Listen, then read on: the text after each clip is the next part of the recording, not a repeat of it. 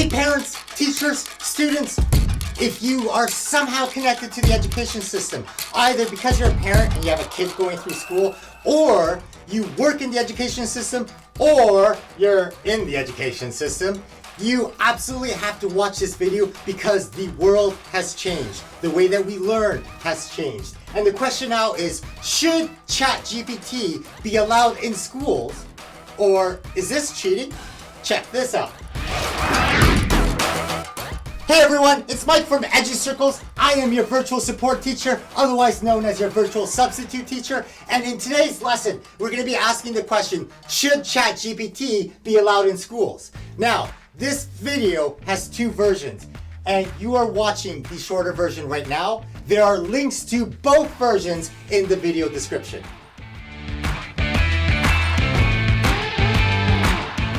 What is a virtual support teacher? Well, you know how you have a classroom teacher, and that classroom teacher is probably in person, and they have to do a bunch of different things. They have to teach the content, but not only teach the content, they have to deal with problem behaviors, they have to figure out how to help each individual student learn, and they have to take opportunities to figure out what you get and what you don't get. There's a lot going on, and that's not even half of it. And sometimes, if you are lucky, your school is able to bring a support teacher into your classroom. And the support teacher is often in person, and they might help out with classroom behavior or helping a specific student or a group of students succeed. We're gonna flip that model around. I am your virtual support teacher, and what I'm going to do is I'm going to deliver the content, and that frees up the in-person classroom teacher to do everything else. I mean, we could try having me do the classroom management, but let's be honest, the person at the back over there is already checked out, and that person is secretly playing on their phone. Like, how's that gonna work? That's probably a better task for the in-person classroom teacher. My name is Mike Fuchigami. I'm going to teach today's lesson, and the content that I'm teaching is connected to your curriculum. You'll have to ask your in-person teacher to find out how it's connecting. It might connect to English language arts. This might connect to media literacy. This might be part of a critical thinking class. This might be part of oral communication. All sorts of connection possibility. But rather than just focusing on content, we're actually going to focus on how to learn. Content is important, but the skills that students are going to need when they get jobs, when they're doing this adulting thing, well, those jobs haven't been invented yet. So I can't deliver content specific to the things that you're going to be doing in the future because that hasn't been written yet, right? Like, it's all up in the air. But what we can do is help you learn how to learn, because learning is like a superhero power. And if you are able to learn anything, it's like absorbing another superhero power, and like you're leveling up, and then you have that skill set. So learning how to learn is the game that we're trying to play. Now, some of you have already checked out. You're thinking, yeah, this is boring, I'm done. Right. Well, if you want to succeed in life at anything, you have to have self-control, right? There's no way around it. Being successful means being able to do inconvenient tasks repeatedly more than the other people. That's what success is. Being able to do inconvenient tasks over and over again until you reach success, and staying motivated to keep on going when you want to give up. That's how you achieve success. So this is an opportunity. At some point in the lesson, you're going to be bored because we live in a generation where you want instant gratification. The Wi-Fi has to be fast and free. And so longer form content, like teaching in a classroom, is hard to pay attention to. But if you can develop the skill set to be able to get through hard, boring tasks, then that helps you to be able to do whatever it is that you want to succeed in, because success is a process. All right. Are there any questions? Well, I can't actually see you. So this is a good time to pause the video and you can ask the in-person classroom teacher. And the in-person classroom teacher, pro tip, you can outsource the pausing of the video to a student. They are already probably shouting at you because they want this job, because this will help keep them entertained. They watch, they take notes, they press pause, right? So let's pause the video, see if there are any questions.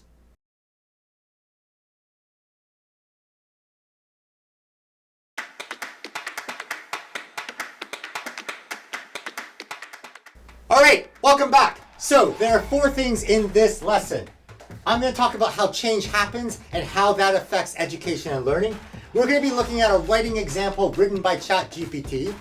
We're going to look at bias, and we're going to look at taking action. Bias means the need to take action. And finally, there's a bonus question. So as you watch this video, see if you can guess what that bonus question is going to be without peeking ahead.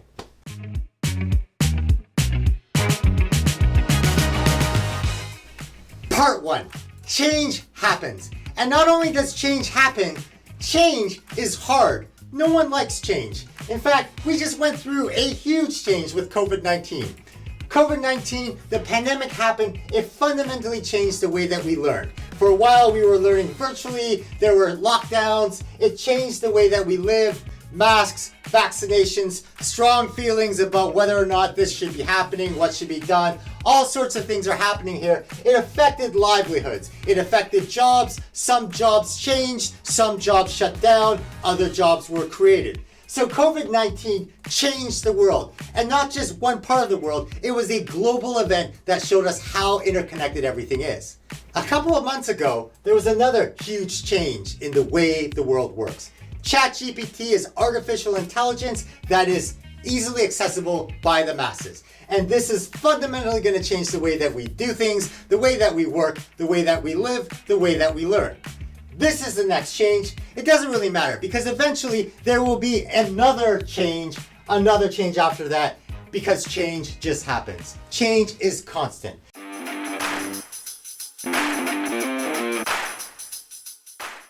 Change happens across the centuries. Let's look at some examples here. 18th century, 20th century, 21st century. The 18th century ends in December 31st, 1800. So it's 100 years before that. And then the 20th century, right now we are living in the 21st century. This video is being recorded March 2023, which is right there. The way that we learn, the way that information is shared has fundamentally changed between 18th century and the 21st century. So in the 18th century, there was a company called Encyclopedia Britannica. They started in 1768, which is right here, the 18th century. So this is 18th century learning technology. And basically they had a bunch of books. The books were alphabetical. You would go to a library, or maybe you had a set at your home, and you would open it up and you would find a fact. And the moment the book was printed, it was already out of date. But this was the source of information. That's how we did our research.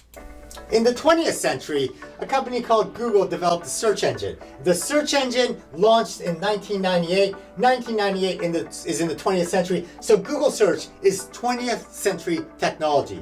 And this changed the way that we get information. So the internet is a whole bunch of web pages, and search engines basically crawl the internet, and they're like a giant index to help you find what you need. So rather than going alphabetically to find the topic, you just type into this website, whatever the search term is, and then Google looks at all of the different web pages it's crawled, and it prioritizes and figures out, oh yeah, if you want this keyword, you probably mean this. And I'll show you a couple of results based on that. And then based on how you interact with it, it's like, oh yeah, this is definitely the answer for this keyword because everyone's clicking on it. So it goes higher up on the search engine here. And that's how Google search works.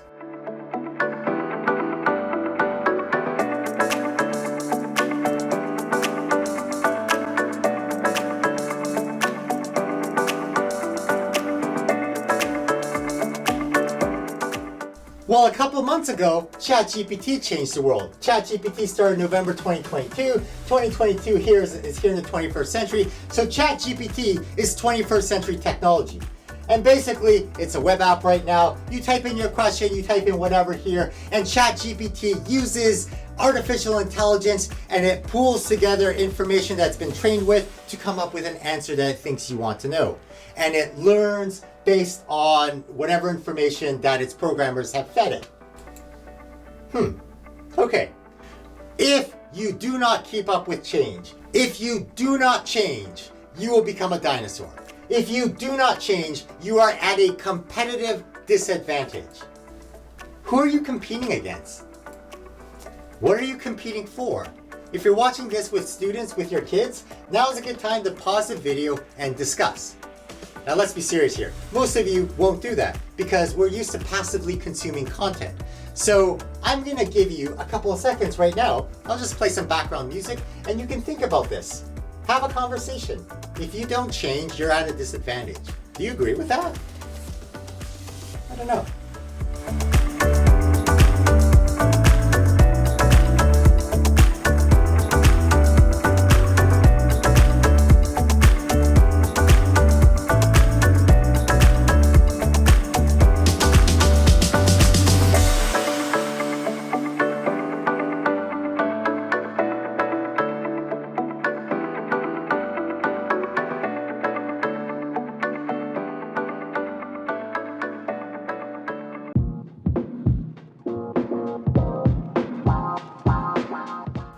Now that you've had a moment to think about change, let's think about the big question. Should ChatGPT be allowed in school, or is this cheating? So based on information in the slideshow so far, based on whatever you know about ChatGPT, let's take a shot at this question. Pause the video and discuss.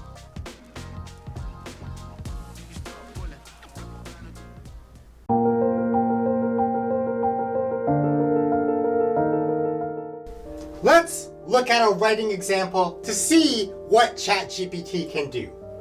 So this is ChatGPT. This is what it looks like in March 2023. Right now, the current version is GPT-4, but depending on where you are, technology constantly improves. By the time you're watching this video, who knows where we'll be at and who knows what ChatGPT will be able to do then. But here's where we're at right now. I asked ChatGPT, what is ChatGPT? And ChatGPT replied, ChatGPT, short for Chatbot Generative Pre-trained Transformer, is an advanced AI language model developed by OpenAI based on the GPT architecture. The primary function of ChatGPT is to engage in conversation, generate human-like text, and provide useful information or assistance based on user input. It is trained on vast amounts of text data. What kind of text data? And learns to predict what comes next in a sentence or conversation. As a result, ChatGPT can understand context, generate coherent responses, and even exhibit a level of creativity. It has numerous applications including virtual assistants, content generation, customer support, translation, and more. However, it is important to note that ChatGPT has limitations, such as a lack of real-time awareness, etc., etc. That's kind of hard, that's kind of long. I wanted to know something shorter that I could use to teach students. So I asked it, explain like I'm 5 years old. Here's what ChatGPT said. ChatGPT is like a robot friend that can talk to you. It's really good at using words and making sentences. People made it by teaching it lots of things from books and the internet. You can ask it questions and it will try to help you. But remember, sometimes it can be wrong or silly. So always double check important stuff with a grown-up. Let's be honest, that's too long for YouTube. Let's chop it down even shorter. Can you make that answer shorter? Here's what ChatGPT said. ChatGPT is a robot friend that talks and helps you, but sometimes it can be wrong or silly. Have you ever had to summarize something at school? Huh. Okay.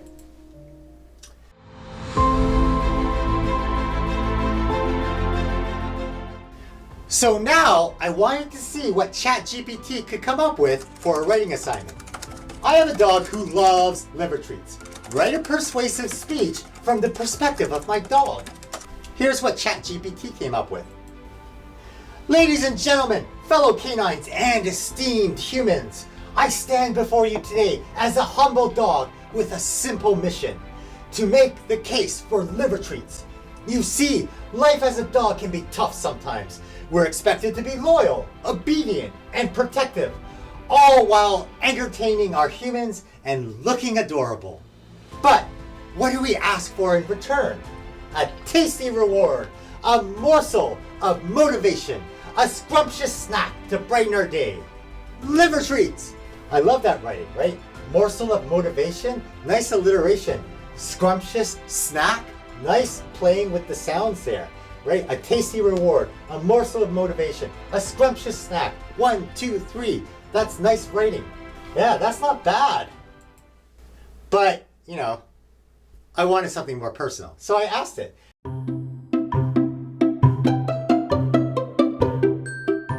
I like that, but can you make the audience of this speech me, the owner?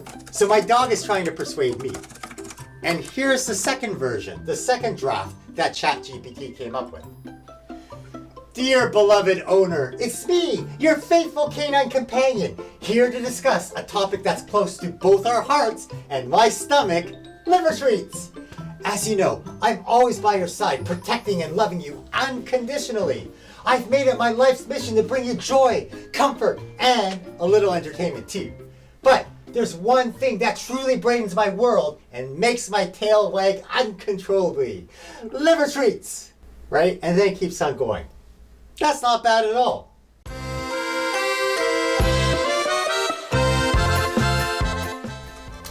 So I asked ChatGPT to try to make it funnier by adding some puns. Here's what ChatGPT came up with. Dearest possum owner. Get it? Possum, awesome. Dearest possum owner, it's me, your favorite canine companion, here to bark. Get it? Heart, here to bark. I like that. Here to bark about a topic that's close to both our hearts and my stomach, liver treats. As you know, I'm always by your side, protecting and loving you unforgettably. I've made it my life's mission to bring you joy, comfort, and a little entertainment too. But there's one thing that truly brightens my world and makes my tail wag uncontainably. Liver treats. I'm not entirely sure what the pun is there. Containably. I don't like the puns with the dashes in the words. I know what you mean, but it doesn't quite look right.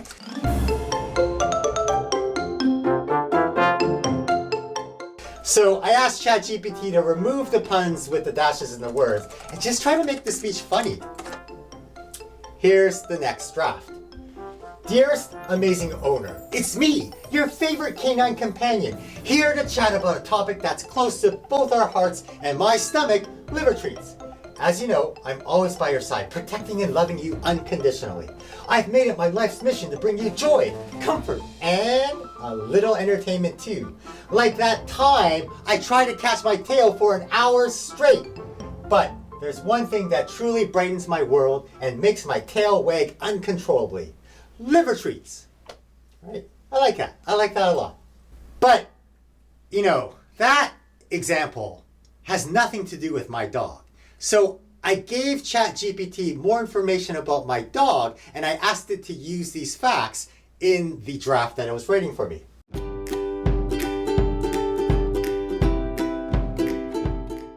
So, I love it. Much better. Now, can you add more specific examples from my dog's life? Here are some things to include. 1. My dog's name is Koira, and she's a rough collie puppy. We got her at the start of the pandemic. 2. She loves winter. She loves playing with snow. She hates the summer and the heat. 3. We go play frisbee in the soccer yard, and she loves coming back for the treats, but sometimes she drops the frisbee. And 4. She has a hard time listening, especially if there's another dog to play with. So, let's see how well ChatGPT does at combining my real-life facts into its generic writing. Dearest amazing owner, it's me, Koira, your favorite rough collie puppy, here to chat about a topic that's close to both our hearts and my stomach. Liver treats. As you know, I've been by your side since the start of the pandemic, protecting and loving you unconditionally.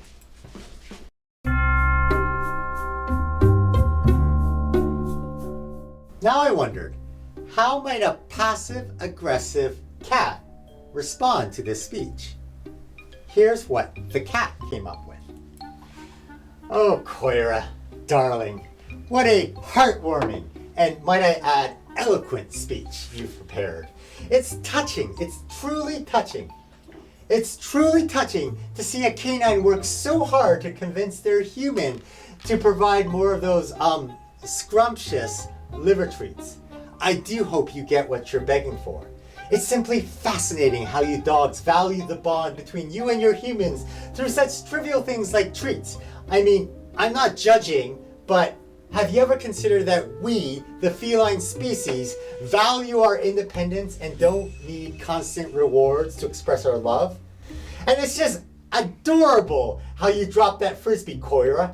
I guess it takes a special kind of talent to ignore the main objective of a game for a mere morsel. And it goes on and on. Later on, there was a reference in this draft about like, may the odds be ever in your favor from Hunger Games. So I like that.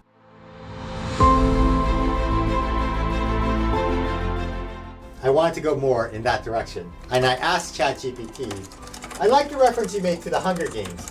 Can you add any more references to pop culture or cat puns? Here's what it came up with. Oh, Koira, darling. What a heartwarming and, might I add, eloquent speech you've prepared. It's truly touching to see a canine channel their inner Shakespeare just to convince their human to provide more of those scrumptious liver treats. I do hope you get what you're begging for. It's simply fascinating how you dogs value the bond between you and your humans through such trivial things like treats. I mean, I'm not judging, but have you ever considered that we, the feline species, are more like Jedi masters, valuing our independence and not needing constant rewards to express our love? The Force is strong with us pets. That's good, right? Like, those are some nice references. So I told ChatGPT, love it, you rock. And my robot friend said, thank you. I'm thrilled that you enjoyed the response. If you have any more questions or need assistance with anything else, feel free to ask. I'm here to help. Right? So friendly, my robot friend. And everyone has this robot friend. Now that we've had a chance to see what ChatGPT can do, we come back to this question. Should ChatGPT be allowed in school, or is this cheating? What do you think about that? Pause and take a moment.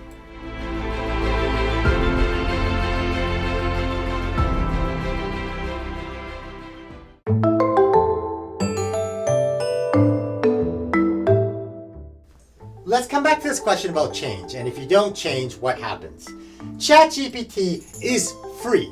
Yes, there's a paid version, and you can pay to access more reliable access to this tool, but there's a free version of ChatGPT. It's available worldwide. Everyone in the world that has access to the internet and a device that can access ChatGPT can use it. Let's talk about cost of living.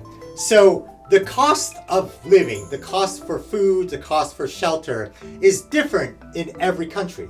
In some countries, it's more expensive than in other countries. So in Canada, we have a minimum wage. In the States, you have a minimum wage. In lots of countries, we have minimum wage. And minimum wage only goes so far in Canada. It only goes so far in the US.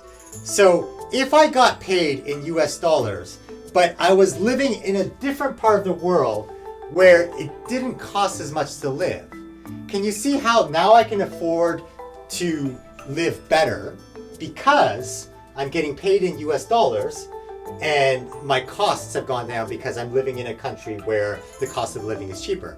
So that's why we have this digital nomad, independent contractor, side hustle, side gig kind of economy, because you can now work from anywhere. The world is digital and you have access to this tool. Are there places in the world that can use ChatGPT to do the same thing that someone here in the US or someone here in Canada might do, but can they use ChatGPT and now do it at a fraction of the cost because their cost of living is so different compared to our cost of living? How has the world changed? Do you agree with this sentence? If you do not change, you are at a competitive disadvantage. So now that we have this information about cost of living in the mix, let's pause the video and think about that. This is worksheet number 4, by the way.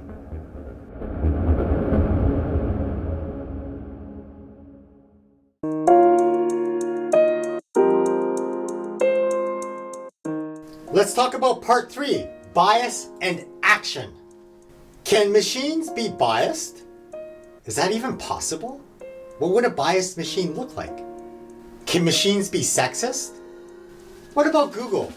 Can Google be sexist? Pause for a moment and think about that. What might it look like if Google was sexist? And have you ever seen that? All right, pause the video.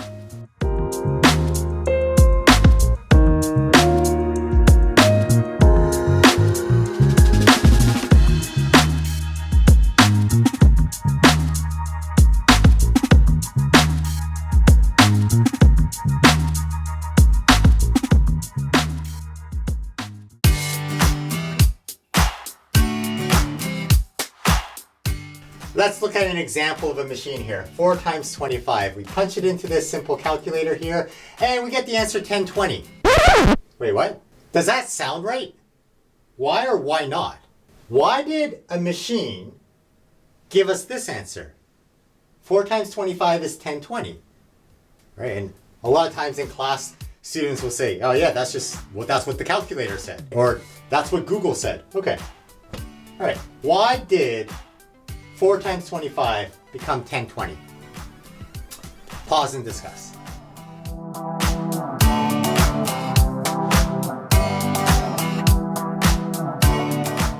Well, I know that 25 is kind of like a quarter, like 25 cents. So if I have 4 quarters, that's kind of like $1. So $1 is 100 cents. So 4 times 25, I'm expecting the answer to be around 100. But that's like 1020, that's not 100, that's kind of like 1,000. Well, how would you get 1,000? 4 times 250. Can you imagine that? 4 times 250 equals, yeah, maybe. But let's pretend that there wasn't human error like that. Well, how could the machine get that? Well, 1,020, so 20 more. So that's could it be 4 times 255? 5 times 4 is 20. Yeah, could you imagine? 4 times 255 equals 1020. But you wouldn't hit 5 twice, so how could that have happened? Maybe by accident. So human error, like 4 times 2, and you thought you pressed it once, but you pressed it twice and you didn't notice. You wrote 1020. The answer is 1020, but it's not. Or maybe the button is sticky and it's just like 4 times 25 and you press 25, but the 5 pressed twice by accident, so you got 1020. We still need to figure out if something is right or wrong. Like, we can use a calculator as a tool, but if it gives us an answer that we're not expecting, we need to go back and think, well, how is that even reasonably possible? So machines can give us the wrong answer.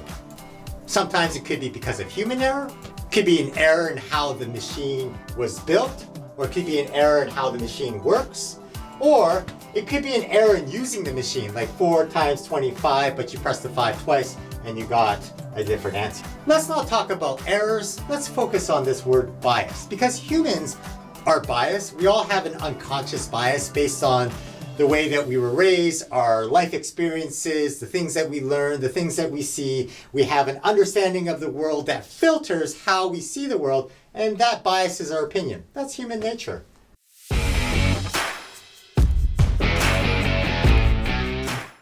Can machines be biased? Huh. Well, let's look at the technology that we looked at through the centuries. So, books, like this 18th century tech. Yeah, books can be biased, we know this, because books can be biased in the way the book was written.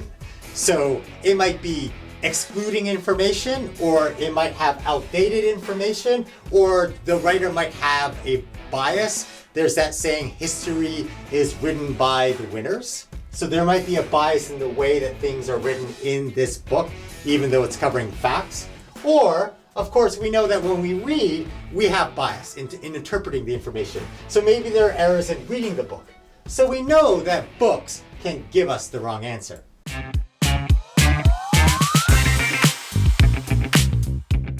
What about Google? Can Google give us a biased answer? Can Google give us the wrong answer? Well, maybe there are errors in how the algorithm works. Maybe we think the algorithm works one way, but actually it works in a different way. Or maybe there are errors in how we train the search engine, because the search engine is learning. It's constantly learning what you want to see or what people want to see.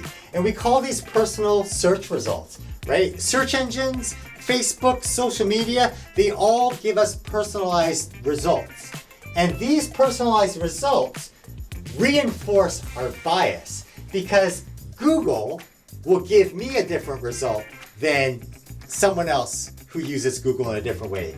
This is a known thing. This is called an echo chamber. Basically, Google learns the kinds of things I want to see, or Netflix or social, any of the streaming apps, they figure out the kinds of movies you like to watch, And then they suggest more of those kinds of movies because they know that those movies have a higher likelihood of you clicking and staying and watching, because all of these companies want you to engage with their machines, with their products. So let's talk about this personal search result bias, because the more we watch, let's say we watch a lot of romantic sitcoms, the more we are given romantic sitcoms, and then the more we think that, well, that's what movies are really like. There's a whole bunch of romantic sitcoms. That's what it is. And that reinforces our view of the world.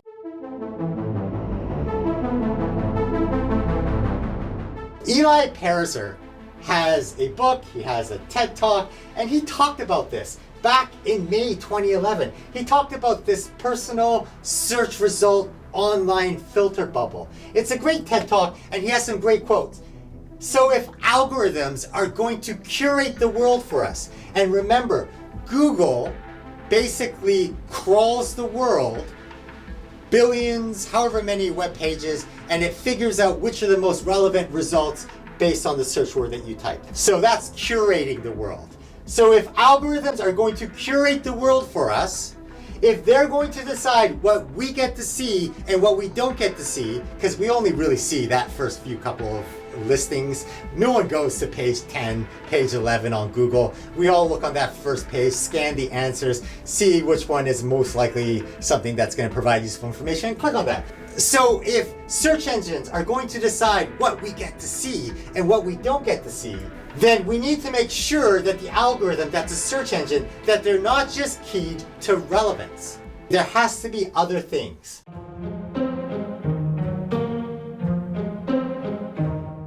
So Eli Pariser talked about this May 2011.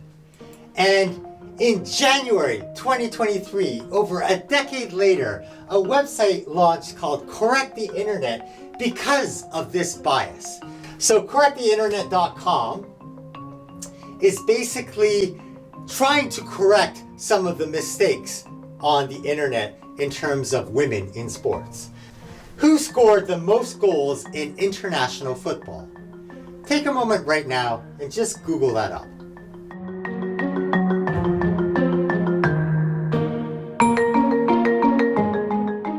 So, if you Google that in March 2023, the internet says Cristiano Ronaldo with 118 goals. And then, if you watch this film, you see that there's a very different answer. Hey Internet, who scored the most goals in international football? Cristiano Ronaldo has scored 118 goals in international football. What about Christine Sinclair? How many goals has she scored in international football?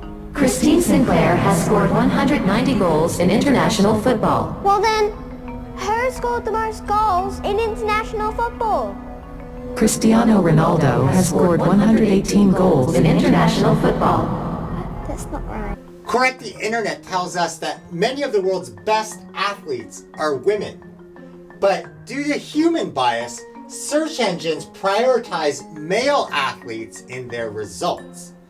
We can change this by giving feedback to the search engines on the incorrect results and getting as many people as possible to do this. And if you go to correcttheinternet.com, they walk you through how to report incorrect ideas.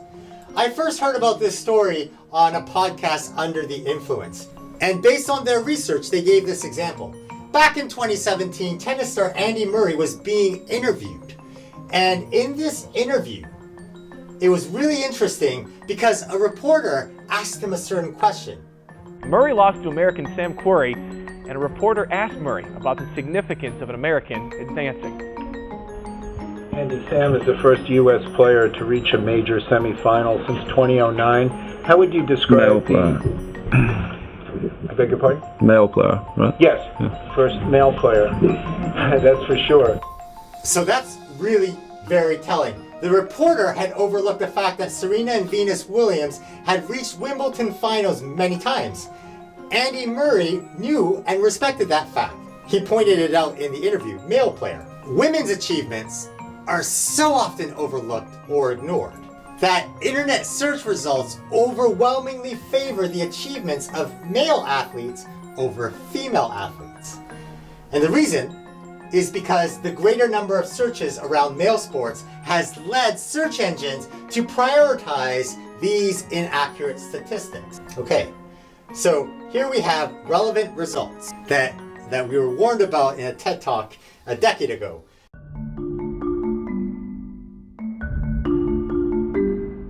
What does prioritize mean to a search engine? Prioritize means putting popular results first, because the search engine has learned that these results must be relevant because people keep on clicking these results. So this must be relevant. This is what you want to see.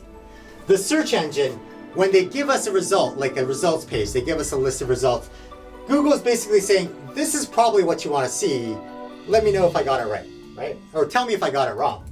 And the way that you tell Google if this is right or wrong is whether or not you click on the link. So when you get a search result page and you click on the link, then Google knows, yeah, that was the right answer to show you. In fact, we should probably bump it higher on the list because it's clearly getting good click-through rates. Whereas if you don't click on that rate, or you click on it and you bounce back out because it didn't have what you wanted, Google is paying attention. Because if you have a search engine that's not giving results that you want to see, then you're going to go to a different search engine. So that's why Google, it's in its best interest as a search engine to give you the results that people want to see. So when you click on the link, it's a signal to the search engine algorithm, yeah, this is a correct result for this question. Or you can send feedback to Google and you can click on a button, you can report the answer and say, Google, here's why it's wrong.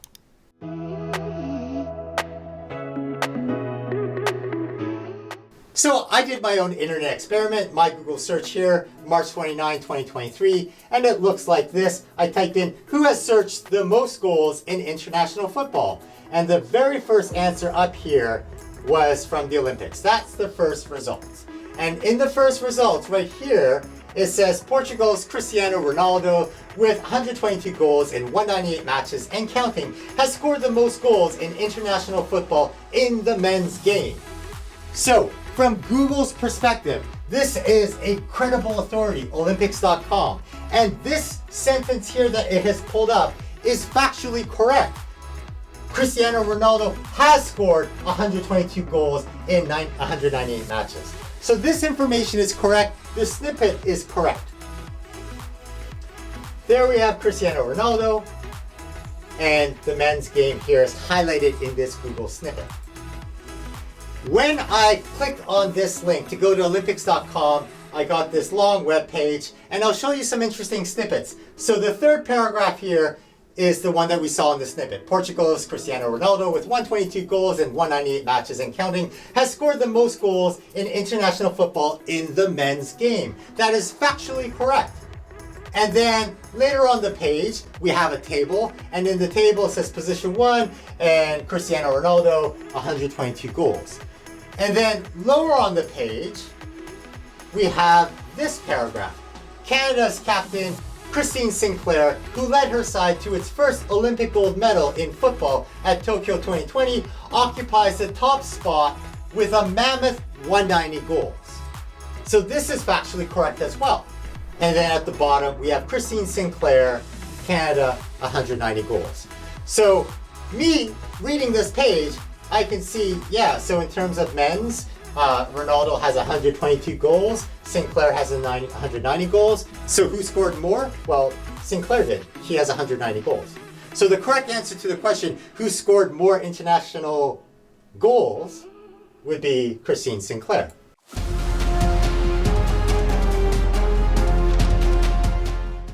So Google can give us the wrong answer. This question, who has scored the most goals in international football, is gender neutral. It's not asking who's the best football player. It's not asking specifically about the men's game. It is gender neutral. So who scored the most goals? Well, between the guys and the girls did. But Google here in the Google snippet is choosing to pull out that statistic about the male scores, right? Google is showing us the male sports statistic, which is incorrect for this gender neutral specific question. So we can see here there are errors in how the search algorithm works.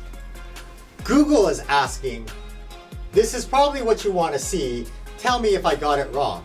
And in fact, if they show a different paragraph, maybe they show a paragraph about Sinclair there, maybe people don't click on the links as much, and Google is very good at doing A/B testing. It shows version A to one group of people, version B to another group of people. It figures out which one goes best, and then based on these things go up and down, right? So the algorithm is just trying to figure out what people want to see. You would have to know how to report inaccurate answers if you wanted to correct this algorithm. It's just learning our bias. So the correcttheinternet.com website shows you very specifically how to correct the internet for different search engines. Visit the website, correcttheinternet.com, and they have some tips on how to do that.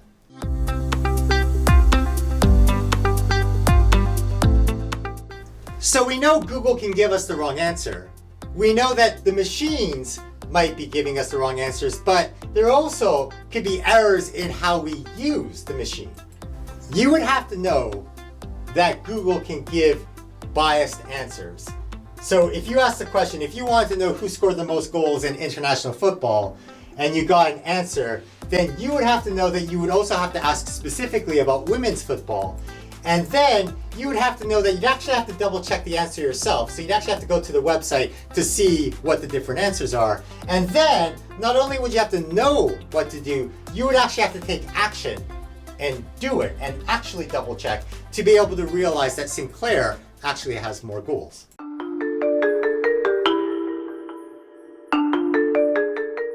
Part of the problem is we just trust.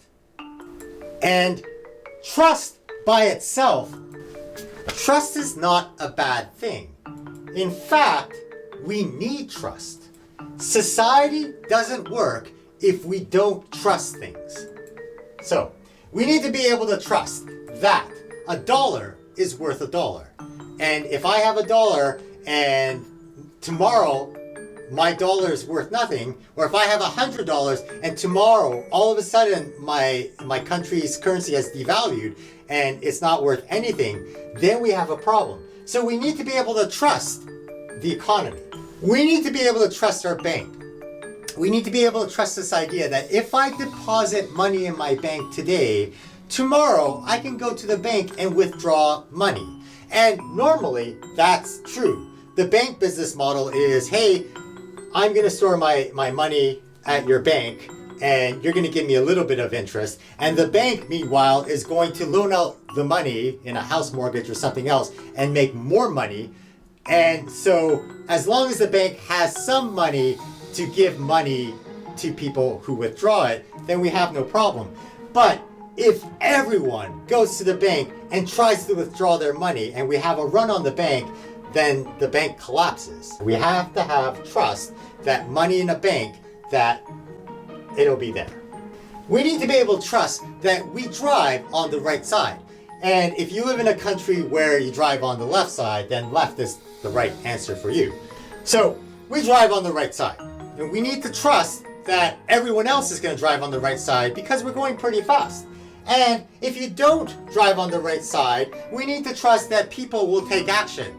And this could be an individual saying, dude, you're on the wrong side, right? You're going to cause an accident. Or maybe this is law enforcement issuing a ticket because you're driving on the wrong side. So we need to be able to trust in order for society to function.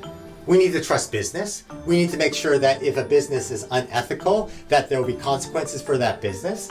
We need to make sure that schools are safe places to learn.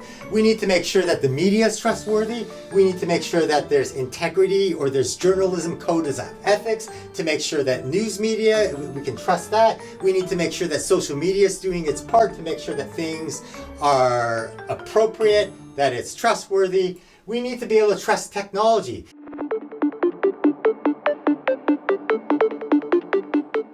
We need to be able to trust that the internet will work. So in Canada, Rogers had a day where the internet failed. Business cannot run. Society relies on the internet. We trust the internet to work. If we don't have trust in the internet to work, society cannot function. Society is built on trust. We trust that there are privacy laws. We trust that there are privacy whistleblowers. We trust that there are privacy safeguards to keep our information private.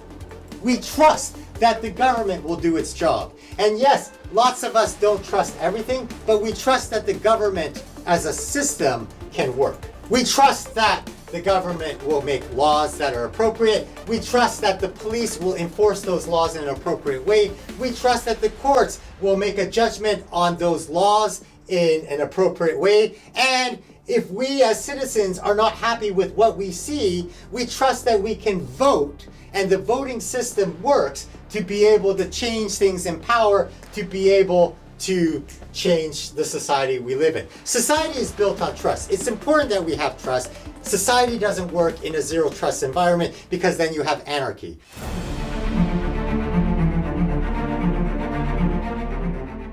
We trust that when things are broken, there's a process to fix the broken thing. Because these are 21st century world problems. Nothing is easy, nothing is simple, but we have to trust that if it's not working, we can fix it. And if the way to fix it's not working, we can fix that too. We have to be able to trust these things. We trust individuals, we trust the institutions to do the right thing, and if they're not, we trust individuals to speak up and take action to make sure that things improve.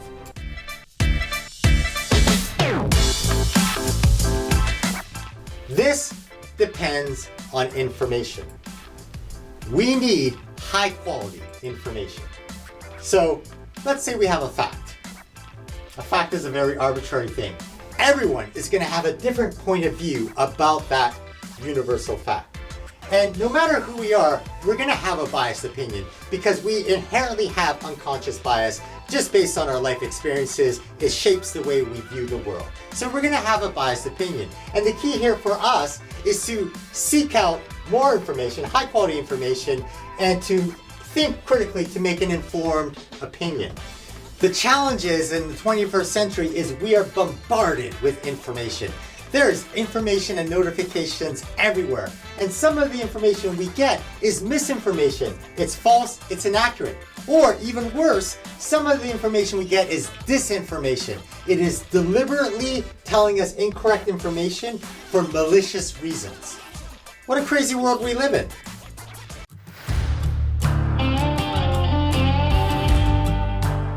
So we know that machines can give us the wrong answer. And in fact, when we ask Google who has scored the most goals in international football, and it tells us that Ronaldo has scored 122 goals, and that's the answer for who has scored the most goals in international football, that's misinformation. This is false, inaccurate information. This is biased. When I search in Google Dictionary for a definition of bias, bias is prejudice in favor of or against one thing, person, or group compared with another, usually in a way considered to be unfair. So in this case, it's biased because the question is gender neutral, but the search engine is giving us male statistics. And so it is in favor of the male statistic, even though that is the incorrect answer for this question.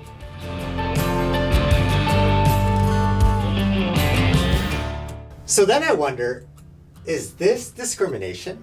So I Google up what's discrimination. Discrimination is the unjust or prejudicial treatment of different categories of people, especially on the grounds of ethnicity, age, sex. So in this case, it seems unfair that the male statistics are shown here in the Google results, and the different categories of people, well, they are focusing on male results and not female results, especially when the female results are the corrected results here. So that seems like discrimination.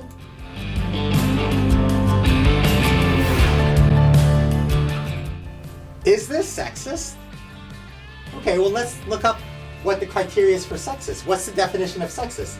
Sexist is characterized by or showing prejudice, stereotyping, or discrimination, typically against women, on the basis of sex. So here we have a Google search result that seems to be discriminating against women because this page actually has information about the women's statistic, but the Google search algorithm has learned not to show it and instead shows this stat about Cristiano Ronaldo. That seems sexist. So if machines can give us the wrong answers, if search engines have learned from humans how to be biased, and then we're in an echo chamber where the bias sort of feeds upon itself and the search engine learns that more and more, well, if the search engine can be sexist, and if a search engine can discriminate based on gender, well, could it also discriminate based on race? Could the search engine results be racist? Or could it discriminate based on your place of origin? Could it discriminate based on your religion? Could it discriminate based on your sexual orientation?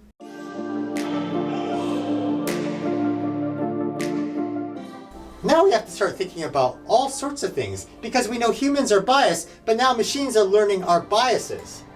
So let's talk about ChatGPT, which is 21st century technology. And we have to assume that because of the way the algorithm works, there will be errors in how the algorithm works based on how we train it, how we train the artificial intelligence. And because humans are biased, presumably our robot friend will be biased as well. Search engines learn from humans how to discriminate. So it makes sense that artificial intelligence will learn from humans how to discriminate. So then we have a situation where we have ChatGPT, who's our robot friend that we can talk to, that may be giving us biased or sexist or racist information.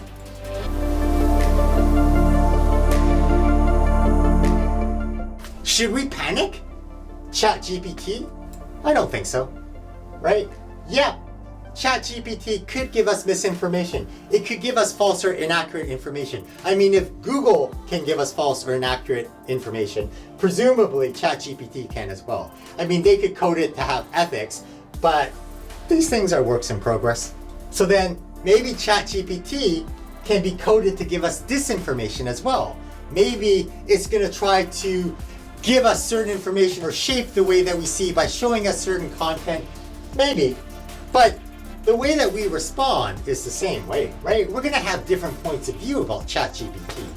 And our first opinions are going to be biased because we naturally filter the world through our unconscious bias.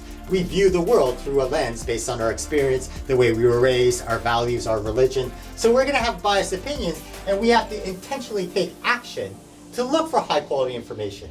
And from that high quality information, we make informed decisions.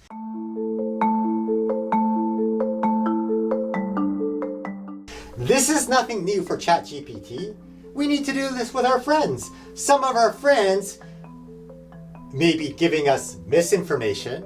Some of our friends might trust the information, but they're passing us misinformation, things that are not correct, something viral that they saw, they share it with us, and because they're a friend, maybe we're more likely to trust it because it's coming from a trusted source.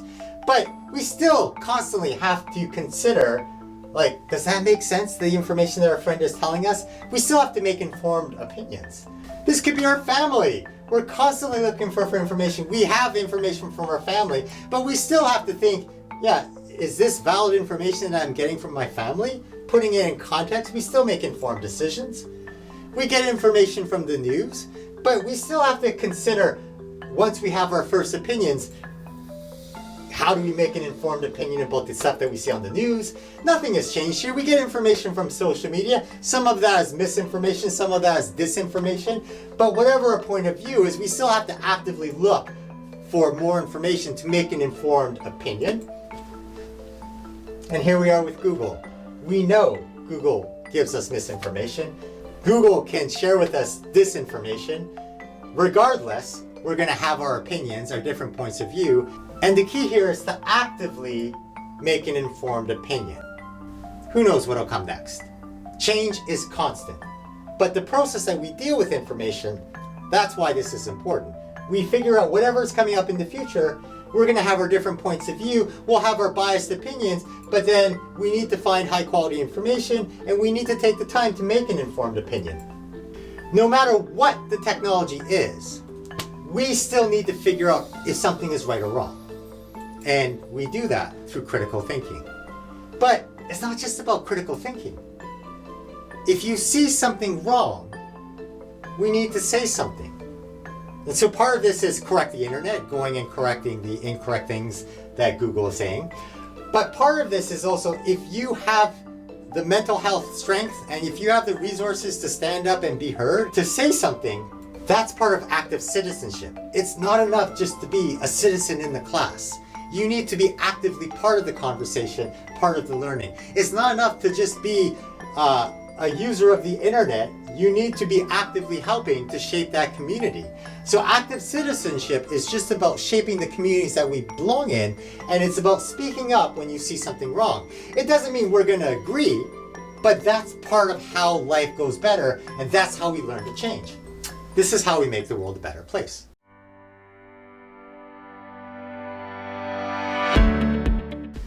Let's talk about taking action. So I think one of the secrets to be able to survive and thrive in a changing world is becoming really good at critical thinking. And critical thinking is not a passive thing, it's an active thing. You actually have to actively seek out information. You have to think about the quality of the information you're receiving. You have to make informed decisions. This is an active process. I think if you want to survive and thrive, you have to become an active citizen. It means participating in the communities you belong in and trying to make them better. I think that can help us survive and thrive in a changing world.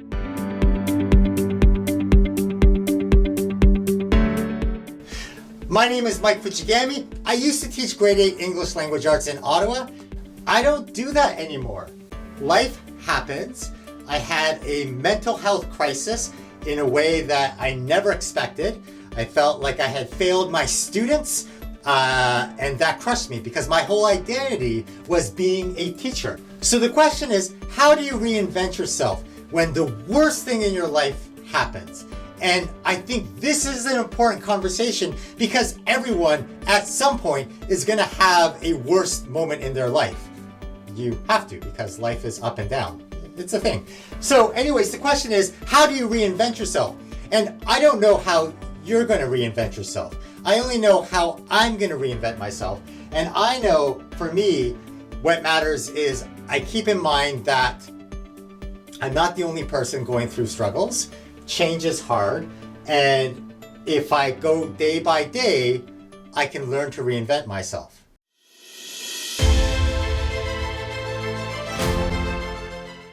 So this is what I'm doing.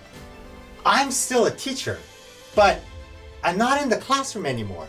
Instead, what I do is I teach teachers to be teacherpreneurs, and I create content to support students like you to survive and thrive in a changing world. So what does that mean to be a teacherpreneur? It's an entrepreneurial adventure. So really I'm talking about side hustles. Because I think if a teacher can sell their lesson plans, normally as teachers, we're the sage on the stage, we're at the front of the classroom, we're delivering content that maybe we've done forever. But when you do a side hustle and you're trying to convince other teachers to buy your resources, the game has changed. It's a tough game, but maybe if you use strategies, if you figure out how to work hard, but sometimes working hard's not enough, so maybe you have to shift gears, or you have to pay attention to results, or you try different things that maybe won't work, but maybe they do, and the cycle repeats. And if you keep up with the process and you continue to do inconvenient tasks, then eventually I think that can be very rewarding in terms of financial freedom or in terms of learning about yourself, because this is hard. Side hustles are hard. Learning is hard. For students, you don't really care about your teachers having a side hustle. You might care about having a side hustle, but I think the key here is if you can learn how to learn, then it's like a superhero power. You can do anything. If you can learn another superhero skills and acquire those skills, then you can increase your superhero-ness. If you can learn how to learn, then even if the game changes, you can learn how to win at the game. And then if you develop the skills to keep going, then you can eventually win at the game. So this is key, learning how to learn.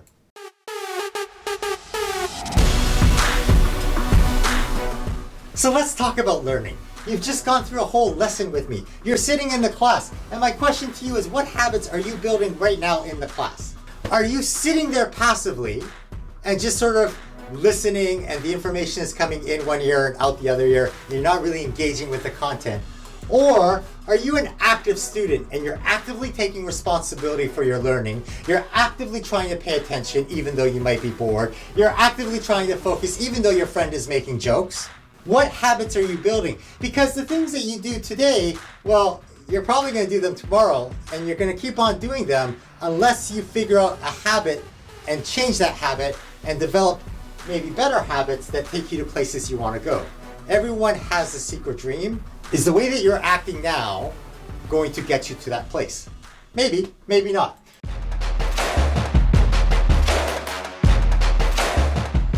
So let's talk about 21st century learning, because it doesn't matter what the content is. There are these 6 C's that other people have come up with, and they think that if you have these skills, you will be able to survive and thrive in this changing world. So they think character. Let's just go through this lesson and you think about you and how you're doing and are you building habits. So there's ChatGPT. Do you use it to do the assignment and cheat? The lesson, you've had opportunities to do work. Have you given it your best or are you kind of just going through the motions? Were things hard during this lesson or things boring in this lesson or things didn't go the way that you wanted them to go? Did you keep on going? Or did you give up? Nothing wrong, but this is a skill that we have an opportunity to learn every day in the classroom. No matter what we're learning, we have an opportunity to build our character. Let's talk about citizenship. So now that you know some of the answers on the internet are incorrect, are you going to go to correct the internet and take action in a small way? If something went wrong or someone didn't understand something in the classroom, are you going to stand up and take action? Are you going to stand up and take action for yourself? Or are you going to be passive and this is just another lesson in the classroom? You've had many opportunities to collaborate. Collaborate doesn't mean getting together in a group and one person does all the work, one person does none of the work and never shows up, and one person kind of does work at the end and says that they work, and then they all get the same mark. No, that's not collaboration. True collaboration is when you get together and you generate a new understanding or something new that didn't exist before, and the new piece can come from anyone in the group. So every time we did a think, pair, share, that was an opportunity to do collaboration. Or did you fall into old habits and just sort of, I read my page and the other person read their page and that was it, right? It was an opportunity to develop collaboration. How is your communication? So communication is not just the ability to speak or to get a point across. Communication is the ability to get your point across when you are upset and this issue matters. Can you still get the point across? Communication is this idea about knowing where your boundaries are and being assertive. So yeah, I'm willing to help you out as much as I can. I'll do work in this group, but there's certain things I'm not going to do. There's certain lines that I'm not going to cross. How are you with communication? Creativity, I love creativity, but it's more than just being good at the arts or being creative in arts. Let's talk about creativity in terms of creating content. So creativity, when you go home, are you being passive and watching streaming media and playing video games, or are you creating content? I know some of you on the other side, you want to become YouTubers, or you want to become influencers, or you want to be whatever you see on social media, and you think that's cool, and then you try it and it doesn't work and you give up. Well, okay, now that we live in a world where ChatGPT can generate thousands of ideas, how can you be creative in a new way and create something that is original that other people haven't seen so that they want to watch it, and maybe you can generate revenue from that? How can you create solutions to problems where you don't know what the answer is? Like, I don't know, climate change, hunger, poverty, right? What am I going to do for a living? These are all things that require creativity. Critical thinking, we've talked a lot about in this presentation, about the need to actively seek out information. Do you just assume that everything from Google is correct? Or Are you actively processing the information and questioning the information as it comes through? Who knew that you could ask Google a question about who scored the most goals in international football, and that you actually have to be active and think critically about the results, even though the top results all look the same? Learning how to learning these skills throughout the lesson, these skills will help you bounce back. And quite frankly, these skills help me bounce back from my moment of crisis, my mental health crisis. So doing these in the classroom before I went into my mental health crisis, I actually used what I was teaching to try to figure out how to keep going. These are important skills.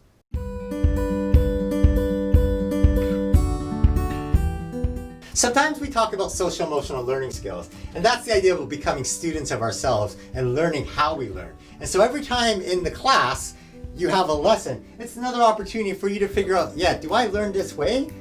How can I learn better? What kind of person am I? I find this really tough if I sit beside that person, and I know that the moment they sit beside me, I'm gonna start laughing. So every time there's stimulus and then there's response, in between that space, there's choice.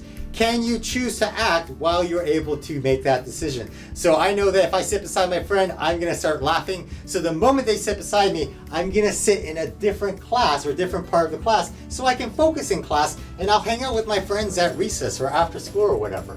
We're learning about who we are right now, but who we are can change. You can choose to be different. You can choose to make the effort. You can choose to try harder in class. What habits are you building?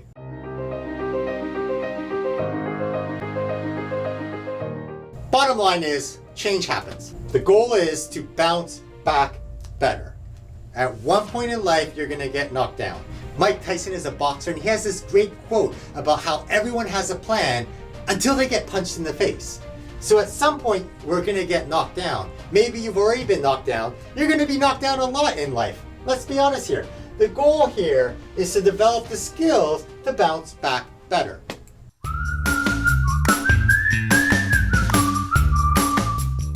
We've had a lot of information about ChatGPT and about different things and about living in a changing world. What's the point of school? What's cheating? Actively consider opposite viewpoints. So think about these three things. What's the point of school? What's cheating? And consider opposite viewpoints. And now, the question is, should ChatGPT be allowed in school? Or is this cheating? Pause the video. What do you think?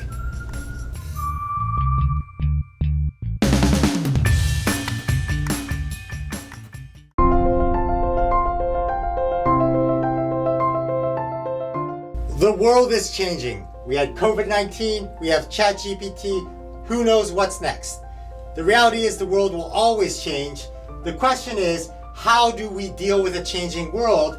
It's not just about learning stuff at school anymore. It's not just about teachers giving you the information. It's about you as students learning how to learn. It's about developing character, citizenship, collaboration, communication, creativity, critical thinking skills. Because if you can master these skills, if you can figure out how to do this, if you can figure out how to learn, you can overcome anything.